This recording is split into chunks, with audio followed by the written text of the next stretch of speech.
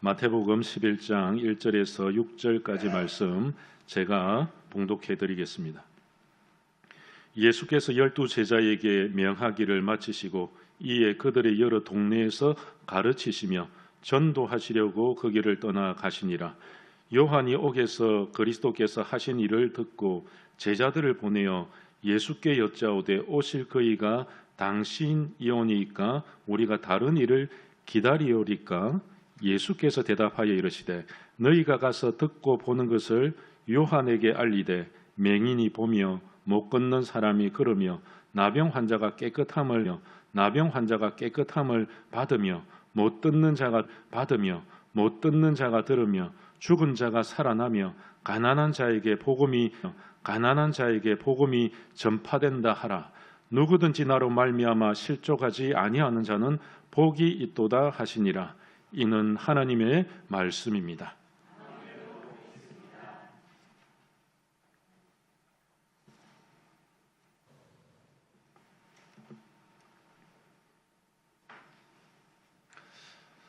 할렐루야. 하나님의 은혜와 사랑이 이곳에 가득 넘쳐나기를 소망합니다.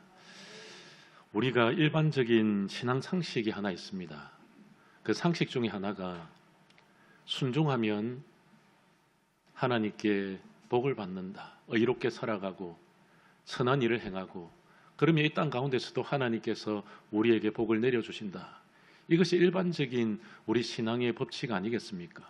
우리가 생각하고 기대하고 그리고 우리의 마음속에 품고 있는 것조차도 그래 내가 하나님의 말씀을 지키고 순종하면 좋은 일이 생길 것이다. 하나님께서 복을 내려 주실 것이다. 일반적으로 그렇게 생각을 하고 신앙생활을 하게 되었습니다. 그런데 선을 행했음에도 불구하고 의롭게 살았음에도 불구하고 우리의 삶이 무너져 내릴 때가 있습니다. 그때마다 영적 침체를 경험하게 되는 것이지요. 왜 내가 의롭게 살았는데 환난이 찾아오고 내가 주님의 말씀에 순종을 했음에도 불구하고 왜 나에게 이런 고난이 찾아오는 것일까? 우리는 그 속에서 하나님 앞에 기도합니다. 하나님, 어째서 이렇게 됐습니까? 어떻게 하여서 나에게 고난이 찾아옵니까? 정말로 주님을 열심히 섬겼는데 좋은 일이 생겨야 되고 내 인생에 화려한 일들이 생겨야 됨에도 불구하고 나에게 왜 이런 일들이 생깁니까? 그러면서 곰곰이 생각하기를 하나님께서 나를 버리신 것이 아닐까? 나를 정말로 기억해 주시지 않는 게 아닐까? 주님께서 나를 사용하시고 그냥 버리신 것이 아닐까? 주님의 말씀에 순종하고 의롭게 착하게 살아가면 주님께서 은혜를 주시고 복을 내려주셔야 정상이 아닐까? 우리는 신앙생활을 하면서 이런 부분에 대해서 어떻게 내가 해석해내야 될지 몰라서 고민하고 고통받을 때가 너무 많이 있다는 것입니다. 그래서 너무 힘들어지면 어떻게 합니까? 하나님을 떠나버립니다. 하나님께서는 살아계시지 않는다. 내가 평생 동안 주님을 섬겨봤는데 내 인생의 결론은 주님께서는 나를 위해서 일하시지 않는다. 그렇게 인생의 결론을 내어버리고 세상 속으로 달려가 버리더라는 것입니다. 그런데 오늘 본문에 보니까 세례 요한이 영적 침체에 빠졌습니다. 주님의 일을 위해서 광야에서 외치는 자의 소리로서 정말로 열심히 하나님 앞에 충성을 했는데 이 세례 요한이 예수님께 세례를 베풀면서 뿐만이 아니라 의로운 일을 정말로 행했는데 무엇보다도 이 헤롯의 죄에 대해서 지적하면서 정말 하나님 보실 때에 한 점 부끄러움 없이 하늘을 우러러 한 점 부끄러움 없이 내 인생이 살아왔음에도 불구하고 이 세례 요한은 지금 감옥 속에 있는 것입니다. 왜 이렇게 되었을까? 내 인생이 왜 이렇게 비참하게 되었을까? 헤롯을 책망하다가 내가 이 감옥 속에 들어왔는데 왜 예수님께서는 나를 돌아보시지 아니할까? 왜 찾아오시지 아니할까?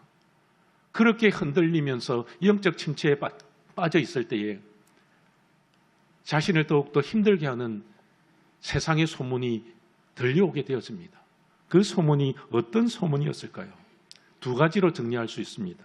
첫째는 마태복음 4장 12절에 예수께서 요한이 잡혔었음을 들으시고 갈릴리로 물러가셨다가 예수님께서 이 세례 요한이 잡혔다는 소식을 전해 듣고 어떻게 하셨느냐?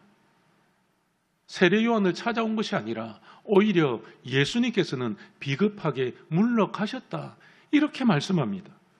여기서 물러가셨다는 것은 조금 점잖은 말이고 순화된 말입니다. 사실 이 의미를 찾아보면 떠나가셨다, 뒤로 태가가셨다, 솔직히 말하면 도망가셨다. 세례 요한이 잡혔다는 소식을 들었으면 세례 요한을 만나러 와야 되지 않겠습니까? 그게 정상이 아니겠습니까? 지금까지 예수님을 위해서 광야에 외치는 자의 소리로서 그렇게 충성하며 힘들었는데, 열심히 일했는데 예수님께서 이 세례 요한의 뒤통수를 치고 계신 게 아닙니까? 이 세례 요한이 바라봤을 때에 무너져 내리는 기분이었을 겁니다. 아니, 내가 잡혔다는 그 소식을 듣고 갈릴리로 떠나가셨다고, 물러가셨다고, 도망가셨다고, 내가 믿었던 예수님이 어떻게 이러실 수 있을까? 여러분, 그런 고민에 이 세례 요한이 치를 떨고 있었다는 것이죠. 그런데 두 번째 소문은 더욱더 그를 무너져 내리게 했습니다. 두 번째 소문이 무엇입니까? 세리와 창기와 죄인의 친구가 되었다. 거룩하지 못한 자들, 죄인들과 친구가 되었다는 것입니다. 이 유대인들이, 종교 지도자들이 예수님께 별명을 하나 붙여주었죠. 그것이 바로 죄인과 세리와 창기의 친구라는 것입니다.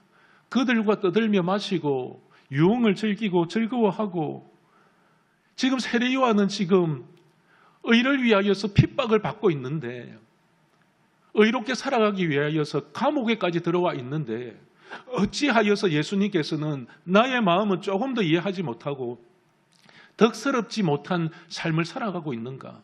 어떻게 죄인들의 친구가 되어서 노닥거리고 있는가?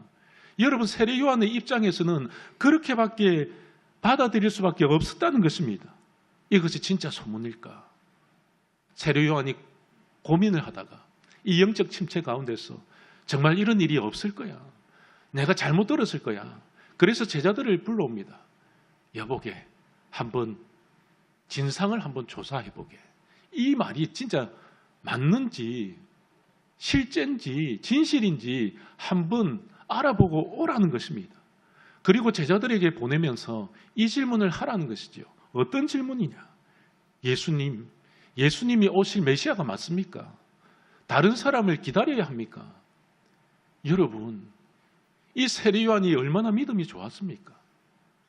사람이 난 자 중에 가장 훌륭한 자가 바로 세례 요한 아닙니까? 믿음이 좋은 자였습니다. 그런데 이 소문의 진위를 파악하기 위해서 선을 넘는 질문을 했다는 것입니다. 예수님이 메시아 맞습니까? 진짜입니까? 가짜 메시아 아닙니까? 우리가 다른 메시아를 기다려야 합니까? 여러분, 세례 요한의 입에서도 이런 의구심을 품고 이런 이야기를 할 수 있다는 것입니다. 그런데 우리도 마찬가지 아니겠습니까? 세례 요한도 그랬는데, 우리도 인생을 살아가다 보면 내가 주님을 열심히 섬기고 의롭게 살아가고 그 의 때문에 내가 핍박을 받고 가난해지고 병들고 연약해지고, 그때에 우리에게 영적 침체가 찾아옵니다. 그러면서 생각하기를, 예수님께서 왜 나에게 손을 내밀어 주시지 않는가? 나를 왜 찾아와 주시지 않는가? 나는 이렇게 순교의 각오를 가지고 살아가는데, 감옥 속에 있는데, 주님을 위해서 핍박을 받는데, 주님의 의를 위해서 핍박을 받는데, 고난을 받는데, 십자가를 지고 있는데 왜 예수님께서 나에게 고난을 주시는가?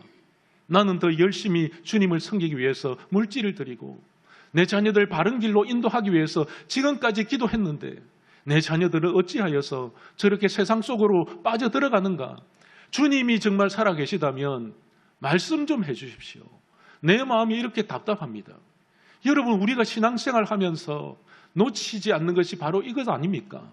하나님을 위해서 살아가면, 순종하면, 의를 위해서 핍박을 받으면 오히려 하나님께서 나에게 물질적인 축복도 주시고 보상을 해 주실 것이다. 그것을 우리는 믿음이라고 생각하고, 그래서 우리는 그것 때문에 또한 순종하고 있지 않습니까? 세례 요한이 자신의 환경을 바라보니까 정말로 절망적이었습니다. 예수님께서 나에게 신방이라도 한번 찾아오실 줄 알았는데, 그래서 찾아오셔서 이런저런 위로도 해주시고 조금만 더 참으라, 기다리라, 내가 너를 빼내어 줄게, 건져줄게, 이런 소리를 듣고 싶었던 것이 바로 세례 요한 아닙니까? 우리도 마찬가지입니다. 하나님의 나라를 위해서 그렇게 열심히 뛰었는데, 봉사했는데, 헌신했는데, 충성했는데, 나의 시간과 재물, 세월을 다 주님을 위해서 다 바쳤는데, 10년, 20년, 30년 평생을 주를 위해서 살았는데 결과적으로 나온 것은 육신의 질병이고 가난이고 아픔이고 상처고 조롱거리고, 하나님 어찌된 사실입니까? 어떻게 살아야 됩니까?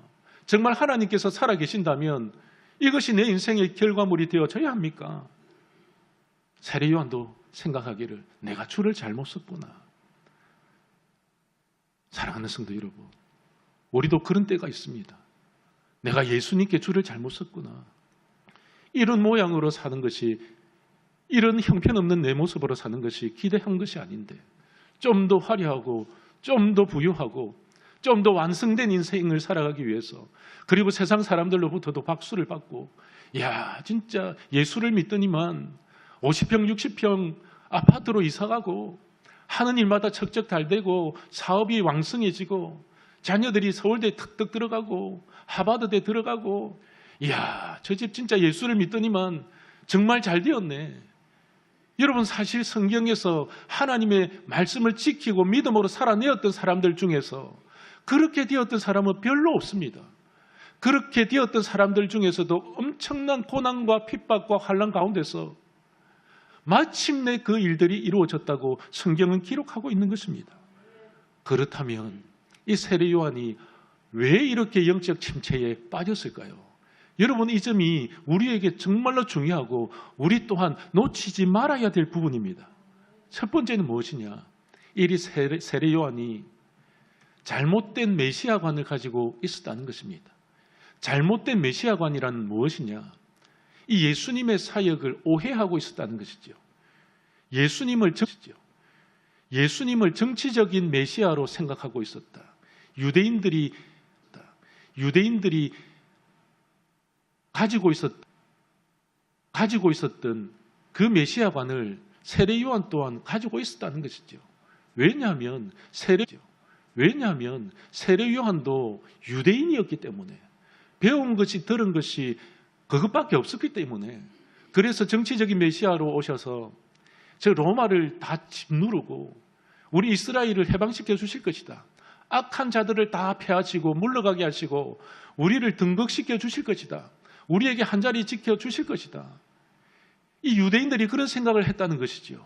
그래서 군림하는 왕으로, 백마탄 왕으로 이 땅에 오셔서 이 모든 죄악들, 모든 악한 것들을 다 패하시고 선한 서민이었던 이스라엘 백성들이 정말로 한 자리 할 수 있는, 마음 편히 두 다리를 뻗고 살아갈 수 있는 그런 환상적인 유토피아를 꿈꾸고 있었던 것이 바로 유대인들이었다는 것이죠. 그런데 세례 요한 또한 똑같은 생각을 했습니다. 그래서 그는 하나님이 일을 하게 되었으면 본인 또한 그래, 나도 잘 될 거야. 이런 핍박이 없을 거야. 이런 환난이 없을 거야. 감옥에 갇혔다 할지라도 예수님께서 오셔서 떡하니 나를 빼내어 주실 거야. 이런 믿음을 가지고 있었고, 이런 잘못된 신앙관, 메시아관을 가지고 있었다는 것입니다. 그래서 나의 길도 열어주시겠지. 여러분, 우리가 예수님을 믿으면서 그런 생각하지 않습니까? 내가 예수를 잘 믿으면 내 길을 다 열어주시겠지. 내 자녀의 길을 열어주시겠지. 그러면서 기도하고 제단을 쌓고, 하나님 오십시오. 내가 이렇게 열심히 하는 것, 충성하는 것 보시고 보상해 주십시오. 자녀들을 통해서 보상해 주시고, 내 때가 아니면은 저 손자들을 통해서라도 해 주십시오. 여러분, 그런 잘못된 신앙관, 메시아관을 가지고 우리도 살아갈 때가 있다는 것입니다. 그런데요, 이 모든 기대와 소망함들이 이 세례 요한이 가졌던 그 메시아관을 가지고 살아왔던 것이 산산조각이 나고 물거품이 되어 버렸다는 것입니다. 감옥 밖에 있을 때는 맹수와 같았습니다. 호랑이 같았고 사자 같았습니다. 두려울 것이 없었습니다. 그래서 의롭게 살아가는 자신을 보면서 위안도 했을 것입니다. 이야, 내가 정말 잘 살아가는구나. 내가 그침이 없이 하나님의 말씀을 전하는구나. 그런데 감옥에 들어왔습니다. 이빨 빠진 호랑이처럼 가만히 앉아서 뒤돌아봅니다. 자기의 인생을 곱씹어봅니다. 세월이 지나고 시간이 지났는데 예수님은 찾아오지 않고 나를 위로해 주려고 찾아오는 사람이 없습니다. 왜 그렇겠습니까? 등달아서 목이 베일까 싶어서, 죽을까 싶어서. 예수님도 그런 생각을 가지고 있지는 않을까 하는 그 생각 가운데서 자기 자신을 돌아보니까 더욱더 비참해지는 겁니다. 야, 내가 옥에 갇혀있고 이빨이 다 빠져 있으니까 예수님이 찾아오지 않는구나. 얼마나 허망한 시간이었고 얼마나 절망적인 시간이었겠습니까? 그런데 요한은 이 메시아 대신 예수님을 의심하기 시작합니다. 그러면서 하는 이야기가 뭡니까? 직설적으로 당신이 메시아 맞습니까? 당신이 정말로 살아계신 하나님의 아들이 맞습니까? 오시려고 했던 그 이사야서에서 그렇게 기록했고 그렇게 찬양했던 예수님이 맞습니까? 가짜 아닙니까? 여러분, 그런 의심이 들 때가 있다는 것입니다. 기대했는데 기대 이상의 보상이 찾아오지 아니할 때, 기대했는데 길이 열리지 아니할 때에, 여러분, 내가 세상 즐거움을 다 버리고 세상 가운데서 핍박받고 그리고 무엇보다도 하나님의 말씀에 끝까지 순종하고 십자가를 졌다고 생각했는데 이제 남은 결론은 병들었고 시들시들해지고 그리고 감옥에 갇혀서 죽을 날만을 기다리면서, 야, 여러분 한번 생각해 보십시오. 세례 요한이 얼마나 비참했겠습니까? 이런 하나님을 내가 섬겨야 되나? 이런 예수님을 내가 끝까지 쫓아가야 되나? 여러분, 우리에게도 그런 생각합니다. 이런 하나님, 나에게 신경 써 주시지 않는 하나님, 우리의 가정이 풍비박산 나는 듯한 그런 절망적인 상황 가운데 있을 때에 우리는 회의가 느껴집니다. 하나님 잘 되게 해주셔야 되는 거 아닙니까? 우리는 때로는 보상 심리 가운데서 신앙생활 할 때가 있습니다. 현실에 직시했을 때에, 현실과 이상이 너무나도 다를 때에, 성경 말씀에는 이러이러한데 왜 나는 이렇게 되지 않는가? 아브라함도 결국에는 부자가 되었는데 이삭도 100배의 축복을 받았는데, 그래서 우리는 늘 언제나 기도하면서 하나님 30배, 60배, 100배의 결실을 우리에게 주십시오. 그런 복을 우리에게 주십시오. 그런데 30배는 고사하고 3배도 아니라 마이너스 인생을 살아가게 하시니 이게 어찌된 일입니까? 여러분, 그렇지 않습니까? 처음보다 더 마이너스가 된 것 같고 처음보다 더 후퇴가 된 인생 같고, 하나님을 열심히 섬겼는데 오히려 빈털터리가 되어진 기분으로서 살아가는 그 절망적인 상황, 우리도 하나님을 믿는다고 하면서 기대하고 소망하지 않습니까? 내가 이 정도 했으면 하나님 다는 아니더라도 한 10%는 채워주셔야 되지 않겠습니까?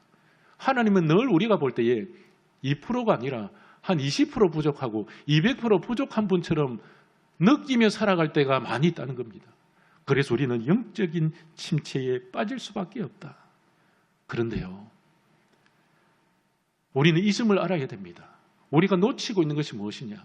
하나님의 생각과 우리 인생의 생각이 너무 다르다는 것입니다. 하나님의 계획과 우리의 계획이 다르다는 것이지요.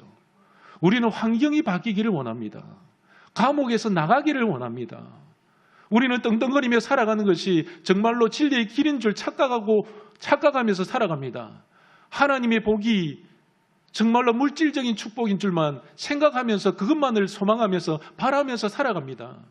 그런데 하나님께서는 환경을 바꾸게 하시고 환경을 변화시키는 것이 아니라 너희들이 바뀌어라.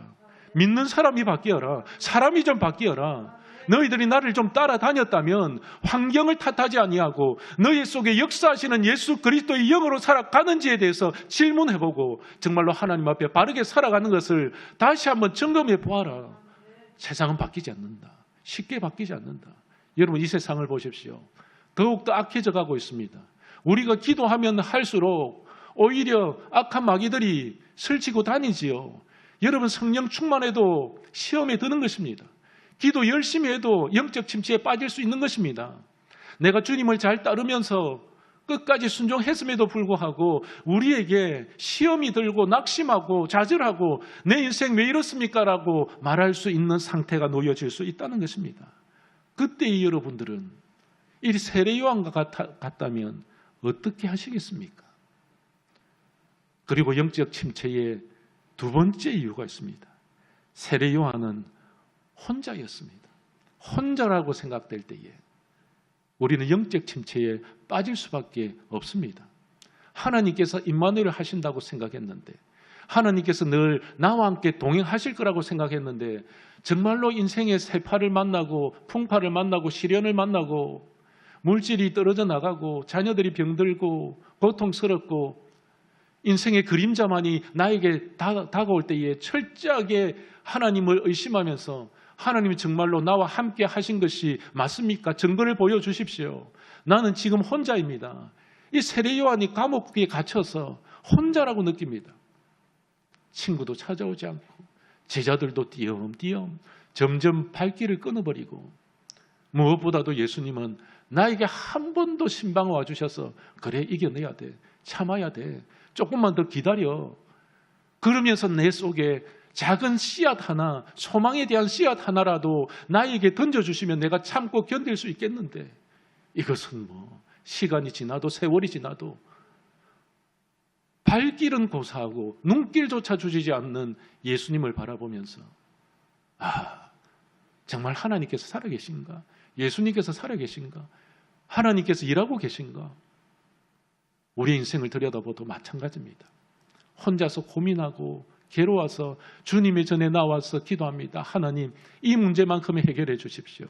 10년을 기도하고 20년을 기도했는데 뻔한 스토리, 하나님께서는 그래, 참으라, 인내하라, 참고 인내하면 생명의 면류관을 너에게 주겠다.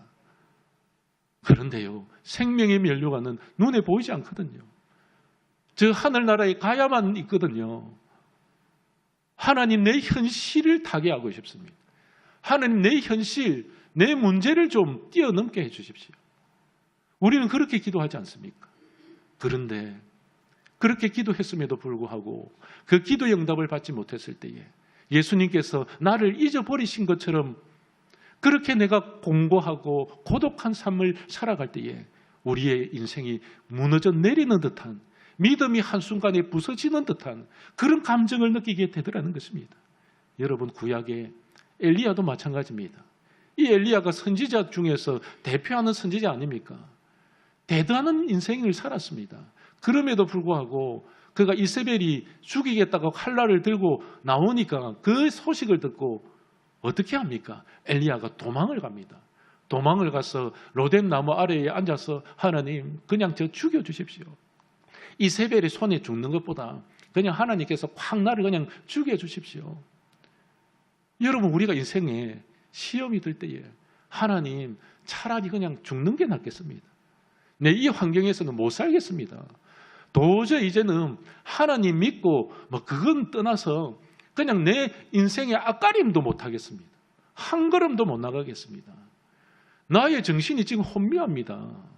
그냥 차라리 그냥 로뎀 나무 아래서 죽게 싸우니 나를 그냥 콱 죽여주십시오. 죽는 게 더 낫겠습니다. 그냥 잠을 자다가 그냥 하늘나라 가고 싶습니다. 여러분, 우리의 마음이 그런 마음 아닙니까? 너무 힘들기 때문에. 그런데요, 엘리야는 혼자인 줄 알았습니다. 세례 요한도 혼자인 줄 알았습니다. 그런데 착각하지 말라는 것입니다. 하나님께서 어떤 말씀을 주셨느냐? 내가 이스라엘 가운데 7천인을 남기리니 다 무릎을 바알에게 꿇지 아니하고 다 그 입을 바알에게 맞추지 아니한 자니라. 너는 혼자가 아니다. 7천인이 준비되어 있다. 네가 알지 못하는 7,000명이 바알에게 입 맞추지도 않고 바알에게 무릎 꿇지도 않은 용사들이 너에게 준비되어 있다. 여러분, 우리도 마찬가지입니다. 눈에는 보이지 않지만 성령 하나님께서 우리와 함께 하여 주실 줄 믿으시기를 소망합니다. 하나님께서는 늘 우리와 함께 하셨습니다. 그런데 단지 내가 깨닫지 못했기 때문에, 내 환경만 바라보기 때문에 주님의 역사를 바라보지 못하고 성령의 임재를, 하나님의 임재를 경험하지 못하게 되었더라는 것입니다. 세상 소문은 그렇게 잘 들으면서 세상의 거짓된 소문에 귀는 기울이면서 우리는 하나님의 음성에 귀를 기울이지 못한 채 살아갈 때가 있더라는 것입니다. 그래서 주님께서는 말씀하십니다. 너에게 든든한 지원군이 있다. 옆을 보아라. 옆을 보면 같은 성도들이 있지 않느냐. 너희들이 힘들고 어려울 때 손 내밀어 줄 동료들이 있지 않느냐. 여러분 그렇지 않습니까? 내가 쓰러지면 누가 나를 세워주겠습니까? 여러분들이 달려올 거라고 나는 믿습니다. 여러분들이 쓰러지면 병들어서 아프면 누가 달려갈까요? 제가 달려갑니다. 하나님께서는 우리에게 이 공동체를 통해서 서로가 서로의 손을 내밀어 줄 수 있는 성도들을 우리에게 붙여 주신 줄 믿으시기를 소망합니다. 뿐만이 아닙니다. 하나님께서는 천군 천사를 보내어 주실 것이고 뿐만이 아닙니다. 저 하늘나라 천국에서 믿음의 선진들이 우리를 위하여서 지금도 기도하고 있다는 사실을 믿으시기를 소망합니다. 뿐만이 아니지요. 예수님께서 하늘나라 우편 보좌에서 내려다보시고 스데반이 순교할 때에도 벌떡 일어서셔서 아이고 내 스데반이 순교하는구나. 그래 내가 저의 영혼을 거두러 가야 되겠다. 천국으로 옮겨야 되겠다. 여러분 우리가 고통스럽고 어렵고 힘들 그때에 예수님께서 벌떡 일어서셔서 그래 나 때문에 핍박을 받는구나. 여러분 사람은 이해할 수 없어도 하나님께서는 우리의 마음을 이해해 주실 줄 믿으시기를 소망합니다. 그래서 우리는 이러한 지원군이 있음에 우리는 일을 쓸 수 있는 것입니다. 세상 사람들 몰라줘도 사람들이 몰라줘도 하나님께서 내 마음을 알아주신다면 그것보다 더 큰 복이 어디 있겠습니까? 예수님은 불안해하는 세례 요한에게 이렇게 전해주라. 세상 소문 듣지 마라. 근거 없는 소문에 따라서 너의 마음이 갈대와 같이 흔들리지 마라. 그러시면서 예수님께서 이 세례 요한의 제자들에게 이런 말씀을 주셨습니다. 4절과 5절에 너희가 가서 듣고 보는 것을 요한에게 알리되 맹인이 보며 못 걷는 사람이 걸으며 나병 환자가 깨끗함을 받으며 못 듣는 자가 들으며 죽은 자가 살아나며 가난한 자에게 복음이 전파되도다. 예수님의 사역은 이런 사역입니다. 군림하는 사역이 아니라 종으로 오셔서 섬기는 사역. 연약한 자들을 찾아가서 손 내밀어 주시고 그들의 질병을 고쳐주시고 문둥병자가 깨끗함을 낫게 하시고 안전뱅이가 일어나게 하시고 가난한 자에게 부유함을 주시고 병든 자를 일으켜 주시고 눈먼 자를 눈뜨게 하시고 죄인들을 위해서 섬기기 위해서 이 땅에 오신 분이 메시아의 사관인 것입니다. 메시아가 하시는 일이라는 것입니다. 가서 똑똑히 전해라. 나는 왕으로 온 것이 아니다. 나는 군림하러 온 것이 아니다. 나는 죄인들을 섬기기 위해서 왔다. 그리고 하나님 나라의 복음을 전하기 위해서 내가 십자가에 못 박혀 죽을 것이다. 여러분 이것이 예수님의 일입니다. 우리는 착각해서는 안 됩니다. 그렇다면 우리는 예수님을 따른다면 어떻게 살아야 될까요? 군림하는 사람이 아니라 섬기는 그리스도인으로서 살아내어야 된다는 것입니다. 그래서 세상에 근거 없는 소문에 흔들리지 말고 주님의 그 십자가를 붙들고 살아가라. 세상의 소문에 흔들리는 그런 믿음을 가지지 말고 정말로 하나님의 말씀이 잘 박힌 목과 같이 내 인생을 지배하고 인도하고 통제하시는 그 하나님의 권능으로 살아가라. 여러분 이것을 하나님께서 우리를 통하여 이 세례 요한을 통하여 보여주시고자 하는 메시지라는 사실을 믿으시기를 소망합니다. 그래서 6절 말씀에 누구든지 나로 말미암아 실족하지 아니하는 자는 복이 있도다 하시니라. 실족하지 마라. 이것은 무슨 말씀일까요? 너희들이 나를 믿고 따라오는 것이 쉬운 일이 아니다. 실족할 만한 일들이 많이 있다. 세상의 풍파가 찾아올 것이고 감옥에 갇힐 것이고 순교를 당할 것이고 재산을 몰수당할 것이고 자유가 억압당할 것이고 너희 자녀들이 포로로 끌려갈 것이고 너희들이 나처럼 죽을 것이고 십자가에 못 박힐 것이고 그래서 예수님께서는 어떤 말씀을 하셨습니까? 마태복음 7장 13절과 14절에 좁은 문으로 들어가라. 멸망으로 인도하는 문은 크고 그 길이 넓어 그리로 들어가는 자가 많고 생명으로 인도하는 문은 좁고 길이 협착하여 찾는 자가 적음이라. 주의 길을 걸을 때에는 주님의 십자가의 길을 걷는다는 것은 좁은 길로 들어가는 것입니다. 협착한 길로 들어가는 것입니다. 좁은 문으로 들어가는 것입니다. 어찌 마음 편하게 살아갈 수 있고 두 다리 뻗고 살아갈 수 있고 어찌 나의 길을 선택해서 살아갈 수 있고 세상의 가치관을 가지고 떵떵거리면서 살아갈 수 있겠습니까? 그게 하나님의 소원이 아니고 하나님의 길, 예수의 길이 아니라는 것입니다. 예수의 길은 좁은 길입니다. 예수의 길은 협착한 길입니다. 예수의 길은 이 세상 사람들이 이해할 수 없는 길입니다. 그럼에도 불구하고 그 좁은 길을 걸어갔을 때에, 순교의 길을 걸어갔을 때에, 그래, 잘 왔다. 너 정말 수고했지. 여러분, 상급은 이 땅에서 받는 것이 상급이 아니라 하나님 나라에서 받는 것이 진짜 상급인 줄 믿으시기를 소망합니다. 힘이 들고 정말 힘든 길을 살았고 어렵고 어떻게 살아낼지 모르는 그런 환경 가운데서 우리가 붙들어야 될 것은 무엇이겠습니까? 예수 그리스도의 말씀밖에 없다는 것입니다. 이제 말씀을 맺겠습니다. 그렇다면 우리가 실족하지 아니하려면 어떻게 해야 되느냐? 이걸 분명히 알고 가야 됩니다. 실족하지 아니하려면 그러면 우리는 어떻게 해야 되느냐? 베드로전서 1장 2절에 해답을 주고 있습니다. 하나님과 우리 주 예수를 알므로 은혜와 평강이 너희에게 더욱 많을지어다. 여러분, 기독교는 알매 종교입니다. 지식의 종교입니다. 이것은 무슨 말이냐?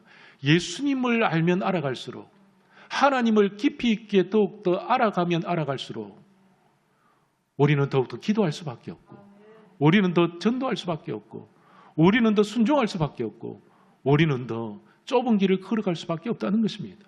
예수님을 알아야 우리에게 승리가 주어진다는 것입니다. 그런데 여기서 알미란 어떤 알미일까요? 세상 소문을 통해서 듣는 것, 껍데기의 알미 아니라 진정한 암, 배움과 인격적인 관계를 통해서 온전하고 철저하게 알아야 한다는 것입니다. 인격적인 하나님을 말씀을 통해서 만나고 인격적인 예수님을 말씀을 통해서 만나면서 그분과 함께 살아가면서 그분과 동거동락하면서 조금 더 하나님을 조금 더 알아가면서 더듬어 찾아가면서 구원의 길에 이르러야 된다는 것입니다. 그래서 어떤 말씀이냐? 은혜와 평강이 너희에게 더욱 많을지어다.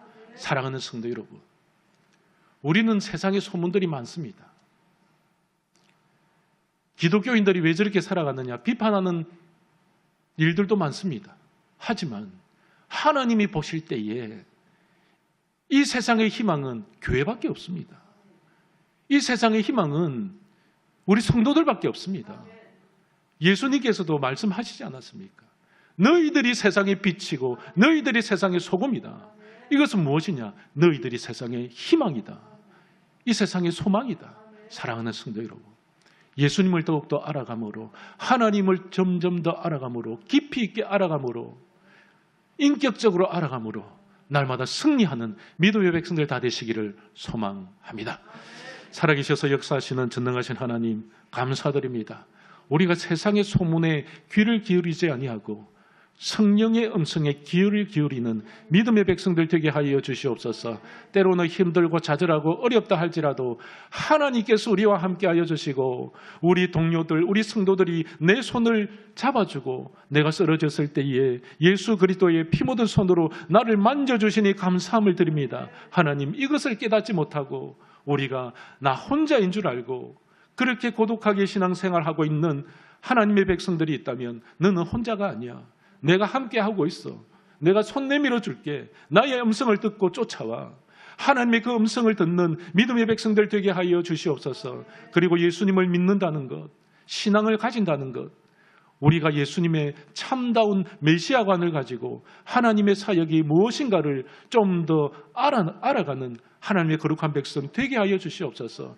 예수님을 따른다는 것은, 예수님을 믿는다는 것은 이 세상에서 복을 받고 이 세상에서 물질적인 혜택만 받는 것이 아니라 오히려 십자가를 지고 주님을 쫓아서 십자가에 매달리고 십자가에 제물되는 그러한 믿음, 그러한 인생, 그러한 순교자의 각오로 살아갈 수 있는 우리 양무리교회 성도들이 다 되어질 수 있도록 주님 역사하여 주시옵소서.